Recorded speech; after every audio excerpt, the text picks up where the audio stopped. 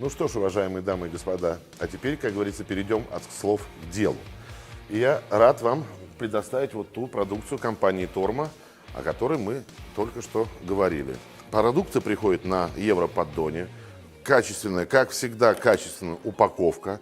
Обратите внимание, невозможно сдвинуть с места ни одну из представленных здесь печей. Это говорит о том, что большое количество сил и энергии тратится на то, чтобы грамотно и качественно упаковать данный товар, чтобы он до потребителя дошел в идеальном состоянии.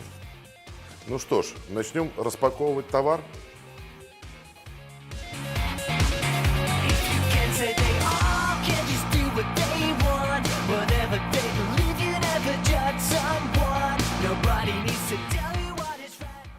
Итак, перед нами три новые модели печи Торма. Это Верона Топ, это Мирана Топ и это Брикстон Топ.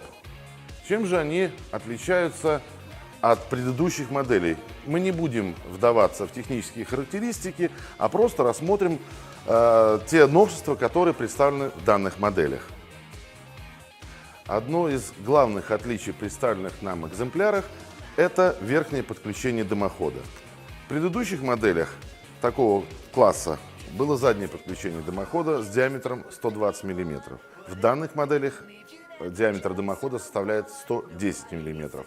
Это очень важно. При покупке дымохода мы можем сэкономить некую сумму, которую мы хотели потратить на дымоход. Если мы обратим внимание наше на верхние поверхности данных печей, то мы увидим конвекционные отверстия. Для чего они нужны?